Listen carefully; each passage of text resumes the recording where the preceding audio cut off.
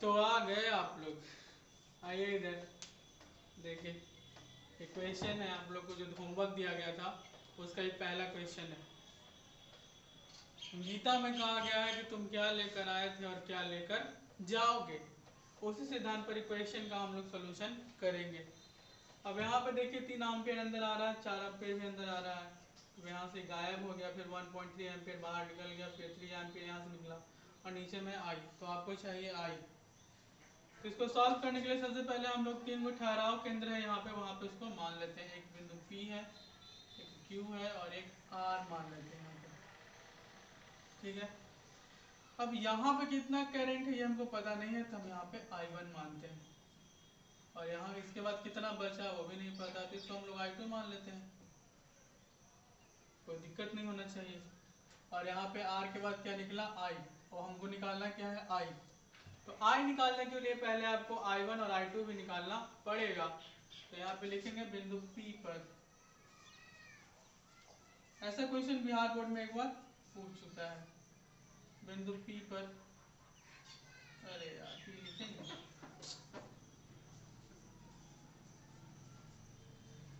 Kirchhoff के प्रथम नियम से।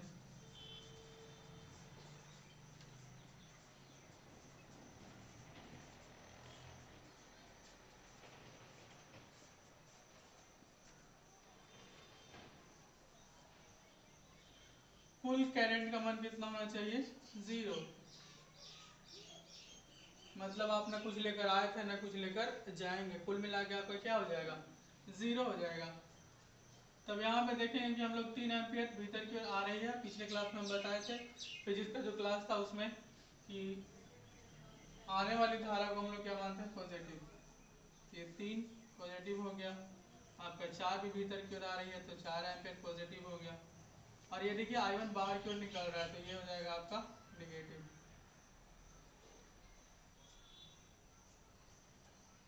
बराबर 0। तो 4 और 3 हो जाएगा 7 एम्पियर माइनस I1 बराबर 0। तो I1 का मान हो गया यहाँ पर 7 एम्पियर। अब बिंदु P से ये 7 एम्पियर लेके अंदर की ओर यहाँ पे आया है, और Q से देखिए 1.3 एम्पियर बाहर चला गया। तो हम लोग बिंदु P पर निकाल चुके हैं, बिंदु Q पर किरचॉफ के प्रथम नियम से।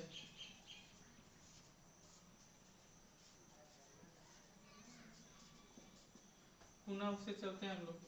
यहाँ पे देखिए I1 आ रहा है, लेकिन 1.3 एम्पियर वो बाहर की ओर निकल रहा है। और यहाँ पे देखिए I2 भी बाहर की ओर निकल रहा है। कुल मिला के 0। अब I1 का मान आप निकाल चुके हैं ऑलरेडी, है 7 एम्पियर माइनस 1.3 एम्पियर बराबर I2। तो 7 में से 1.3 जाएगा तो कितना बचेगा?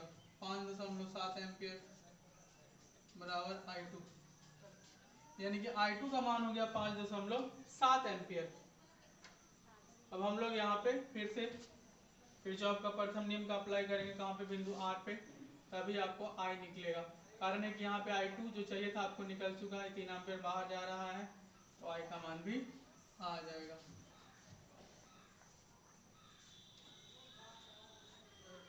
बिंदु R पर किरचॉफ के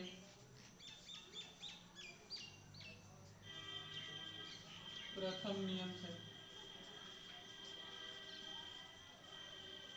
ये चीज आपको लिखना पड़ेगा अगर 2 मार्क्स का क्वेश्चन है तो। अगर 1 मार्क्स का ऑब्जेक्टिव है तो आप किसी तरह से उसका आंसर रख दीजिए, कोई खास अंतर पड़ने वाला नहीं है। तो I2 यहाँ पे अंदर की ओर आ रहा है, 3 एम्पियर बाहर निकल रहा है, और आपका I भी बाहर निकल रहा है, तो कुल मिलाकर 0 हो गया। और I2 का मान आपके पास पहले से है कितना? 5.7 एम्पियर माइनस 3 एम्पियर। अब चाहिए हमको I, तो I को आप बाहर निकाल दीजिए। तो I का मान यहाँ पे हो जाएगा 2.7 एम्पियर। 2.7 ही होगा शायद। यही है आपका आंसर। जैसे जैसे आपको पूछे, तो पहले हम लोग बिंदु P पर I1 को निकालेंगे, बिंदु Q पर I2 को निकालेंगे और R पर तो आ ही जाएगा। तो यहाँ पे देखते हैं बिंदु P पर पहले वाले क्वेश्चन से किरचॉफ के प्रथम नियम से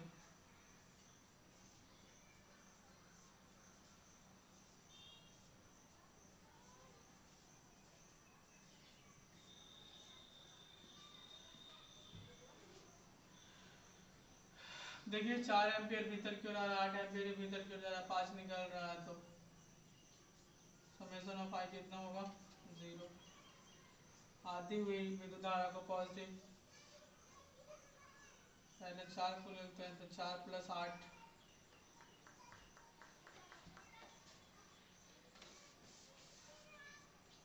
यहाँ पे देखिएगा 4 + 8 हो जाएगा और यहाँ पे -5, फिर I1 भी बाहर क्यों निकल रहा है तो -I1 = 0। 8 और 4 12 में से 5 जाएगा बराबर यहाँ पे I1, तो I1 का मान आपका हो गया 7 एम्पियर। मतलब ये 12 एम्पियर लेके आया था, 5 एम्पियर निकल गया तो बचा कितना 7 एम्पियर। अब बिंदु Q पर यहाँ पे देखिए, अब चाहे तो आप यहाँ पे 7 एम्पियर लिख सकते हैं, चित्र में नहीं भी लिख सकते हैं, आप पे डिपेंड करता है। अब किरचॉफ के प्रथम नियम से बिंदु Q पर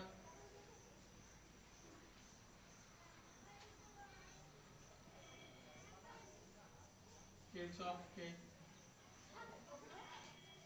प्रथम नियम से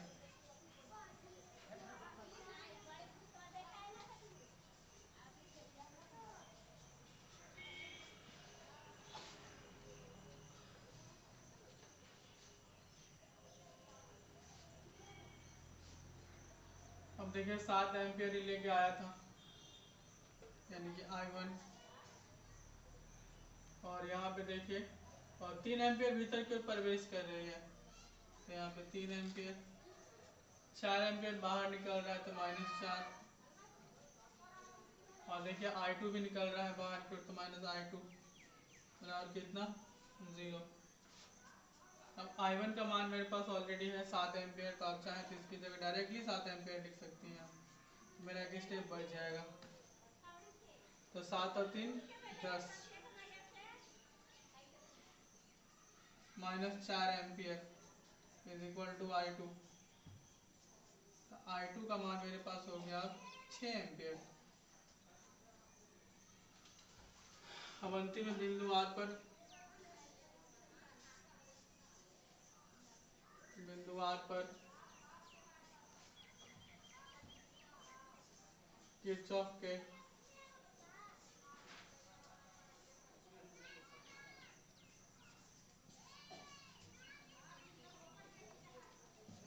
प्रथम नियम से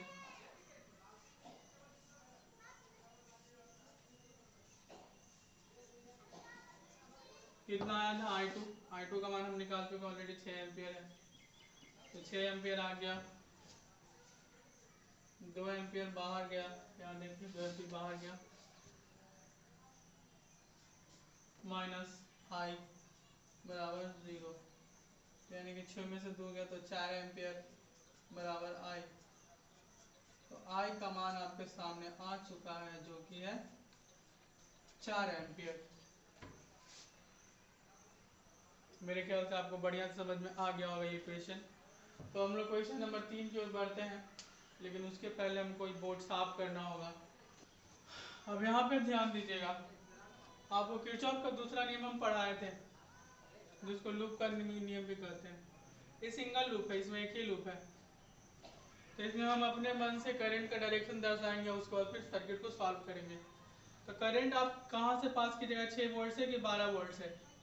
12 वोल्ट मान ज़्यादा है, यानी कि इसका करंट ज़्यादा पावरफुल होगा, तो इस चलते इसका दिशा हम इधर से इधर की ओर ले लेते हैं, जो कि है क्लॉकवाइज में, घड़ी की दिशा में। तो यहाँ से निकला है I, यहाँ भी है I, यहाँ भी है I, अब यहाँ भी है I, और यहाँ भी है I। किरचॉफ के दूसरे नियम से चलते हैं हम लोग। यहाँ पे बनाते हैं ज़्यादा अच्छा रहेगा। किरचॉफ के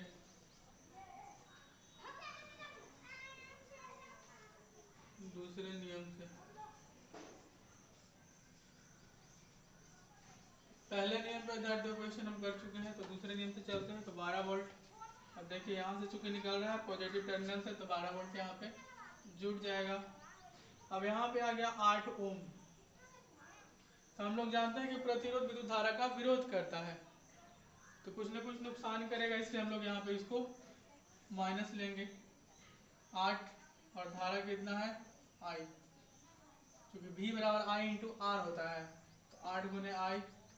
फिर यहाँ देखिए ये भी प्रतिरोध है, तो ये भी ड्रॉप करेगा वोल्टेज को, तो 4 इंटू I। अब यहाँ पे हम लोग देखते हैं, आपको हम बताए थे कि अगर निगेटिव निम्न विभव से उच्च विभव की ओर जाती है तो पॉजिटिव होता है, अगर उच्च विभव से निम्न विभव की ओर आती है तो निगेटिव होता है। अगर आप लोग मेरा पहले वाला वीडियो पूरा देखे होंगे तो उसमें इस चीज़ को हम स्पष्ट किए हैं।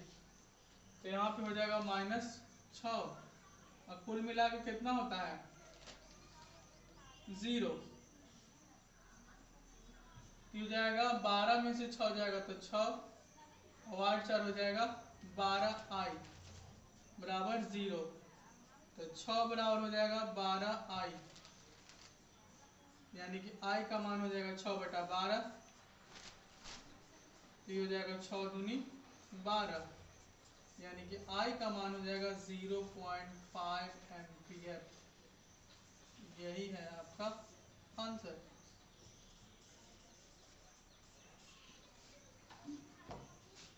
हम क्वेश्चन देते तो क्वेश्चन नंबर 4 में कुछ डाटा छूट गया था। जैसे यहाँ पे देखिए ये 2 ओम, ये 5 ओम, ये 10 ओम, और यहाँ पे नीचे वाला में ये डाटा छूट गया था 1 वोल्ट 2 ओम। अब यहाँ पे देखिए यहाँ पे 1 ओम है, ये इसका आंतरिक प्रतिरोध है, और यहाँ पे इस सेल का आंतरिक प्रतिरोध कितना है 2 ओम है। हम अपने हिसाब से दो दिशा मान लिए यहाँ पे, दोनों क्योंकि दो तो यहाँ पे लूप है, एक लूप और ये दूसरा लूप, तो उसमें हम लोग अलग अलग दिशा मान लिए हैं। इसको पहला लूप, इसको दूसरा लूप आप बोल सकते हैं। तो यहाँ देखिए लूप नंबर 1 में वन परिपथ ये है AEFDA, यहाँ देखिए AEFDA किरचॉफ के द्वितीय नियम से। अब यहाँ पे देखिए यहाँ से यहाँ हम लोग घूम रहे हैं, तो यहाँ देखिए इसकी दिशा और इसकी दिशा दोनों की दिशा समान है, इसलिए 5 इंटू I1 अब प्लस 10। अब यहाँ पे देखिए 10 ओम पे इसकी दिशा और इसकी दिशा दोनों की दिशा समान है, इसलिए 10 इंटू I1 प्लस I2।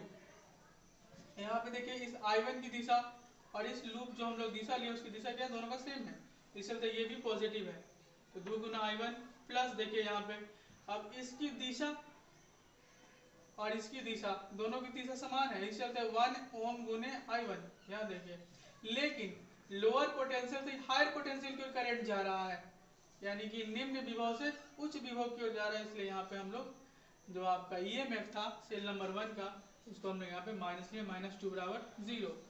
अब यहाँ पे देखिए 5I1 प्लस 10 इसमें गुना करेंगे, 10I1 plus 10I2 plus 2I1, और यहाँ पे 1 से I1 गुना करते हैं तो I1 -2। अब I1 वाला को एक साथ रख लेते हैं हम लोग, तो 5 10 15, 15 2 17 और 1 18, और I2 केवल 1 है तो 10I2 -2 = 0। हम दो कॉमन ले लिए तो 9I1 प्लस 5I2 -1 बराबर 0, तो 9I1 प्लस 5I2 बराबर 1, समीकरण 1 हो गया। अब फिर से देखिए चूंकि हम लोग एक समीकरण निकाल चुके हैं ऑलरेडी, अब हम लोग जो लूप नंबर 2 है उसे दूसरा समीकरण निकालते हैं। तो वन परिपथ देखिएगा EBCFE में, EBCFE में। अब यहाँ पे देखिए क्योंकि हम लोग ये दिशा लिए हैं क्लॉकवाइज, लेकिन जो धारा की दिशा उसके विपरीत है, I2 ऊपर की ओर जा रहा है, तो ये हम लोग क्या लेंगे नेगेटिव। तो 5 गुने -I2, चूंकि I2 की दिशा और इसकी दिशा विपरीत थी इस चलते, प्लस देखिए 1 हम लोग इसका जो EMF है उसको हम लोग 1 यहाँ पे पॉजिटिव लेने का कारण है कि विद्युत जो इसका जो दिशा हम लोग माने, सॉरी जो दिशा हम लोग यहाँ पे माने हैं वो पॉजिटिव से निगेटिव की ओर है, यानी कि उच्च विभव से निम्न विभव की ओर। तो उच्च विभव से निम्न विभव की ओर जो जाता है उसको हम लोग लेते हैं प्लस, तो +1 -2, और यहाँ पे -2 गुने I2, कारण की जो धारा का जो और दिशा है वो इधर से इधर की ओर है, लेकिन हम लोग दिशा इधर से इधर की ओर मान लें, इसका आंतरिक प्रतिरोध है वो ऋणात्मक हो जाएगा, तो -q गुने I2। अब यहाँ पे देखिए ये वाला -2 गुने I2 ये आंतरिक प्रतिरोध है, और ये वाला इसका है जो हम लोग को प्रतिरोध दिया हुआ था, जो बाह्य प्रतिरोध इस परिपथ में लगा हुआ उसका है ये। अब यहाँ पे घूम के चूंकि ये 10 ओम का जो प्रतिरोध है लूप नंबर 2 में भी शामिल है, तो यहाँ पे -10 हम इस चलते लिए क्या कि देखिए इसकी दिशा इधर से इधर की ओर जा रही है और ये इधर से इधर की ओर घूम के आएगा, तो दोनों की दिशा विपरीत हो जाएगा। तो -10 गुने I1 plus I2 is equal to 0। अब यहाँ पे गुना करेंगे तो -5 I2 प्लस 1 और -2 इंटू I2, -2 I2 पहले से यहाँ पे है ही, और -10 इसमें गुना कर देंगे तो -10 1, और माइनस से प्लस में गुना करेंगे तो फिर -10 I2 इज इक्वल टू 0। अब इसको एक साथ समराइज करते हैं हम लोग, तो यहाँ देखिए पॉजिटिव 1 है, इसको आगे कर दीजिए, और I1 वाला को फिर यहाँ पे -10 I1 केवल 1 है तो उसको भी यहाँ पे हम लोग रख देंगे। अब I2 के लिए देखिए I2 को हम लोग जोड़ देते हैं, तो -10 2 12 2 14 और 5 19, तो -19 I2 इज इक्वल टू 0। बिजली जा चुकी है इसलिए हो सकता है कि लाइट कम आ रही होगी, लेकिन मेरे ख्याल से काफी लाइट है जो आ रहा है इसे। और यहाँ पे देखिएगा इसको हम लोग समीकरण 2 मान लीजिए, इसको हम लोग उस साइड ले जाएंगे तो ये पॉजिटिव हो जाएगा।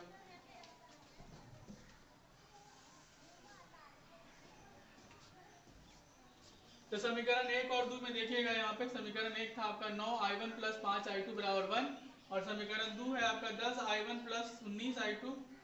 तो हम लोग I2 को हम लोग बराबर करने के लिए, चूंकि समीकरण आप लोग 10वां में पढ़े हैं बहुपद का जो हल करते हैं हम लोग समीकरण, उसमें है कि किसी एक पद को बराबर कर दीजिए और चिन्ह को आप लोग समान अगर आएगा तो आप घटाइएगा और असमान चिन्ह आएगा तो आप लोग छोड़ते हैं। तो यहाँ पे प्लस है और यहाँ पे भी प्लस है, तो इसमें हम लोग 19 से गुना करेंगे तो 19 × 5 = 95, और इसमें 5 से गुना करेंगे तो 19 × 5 = 95 हो जाएगा।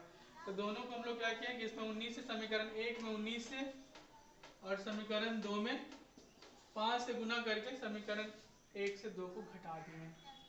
तो यहाँ पे देखिए अगर हम 19 17 से 171, 19 × 5 = 95, 95 I2, 19 में 1 से गुना करेंगे तो 19, फिर इसमें हम लोग को 5 से गुना करना है तो 10 × 50, 19 × 5 = 95, और 1 × 5 यहाँ पे हो जाएगा 5, तो 19 में से 5 जाएगा तो 14, और 95 से 95 जाएगा तो यहाँ पे कट गया, ये खत्म हो गया। अब चाहे तो इसको इसे काट भी सकते हैं, 171 में से 50 जाएगा 121। ये चीज़ आप लोग पढ़े होंगे 10वां में कि यहाँ पे प्लस है तो अगर घटा रहे तो यहाँ पे माइनस, यहाँ पे प्लस है तो माइनस, और यहाँ पे प्लस है तो माइनस। तो यहाँ से I1 का मान आपके पास आ चुका है 14/121 एम्पियर। अब समीकरण 2 में हम लोग I1 का मान रखेंगे, तो यहाँ देखिए 1 ये है, और I1 का मान चुके हम लोग 14/121 निकाल चुके हैं, तो 10 × 14/121 प्लस 19 I2, यहाँ पे गुना करेंगे तो 140/121 प्लस 19 I2, और यहाँ पे हम लोग इसको फ्री साइड लाएंगे, कारण कि I2 आपको चाहिए तो आपको साइड परिवर्तन करना पड़ेगा। 121 यहाँ पे एलसीएम हो गया, 221 लिख दिए हैं गलती से,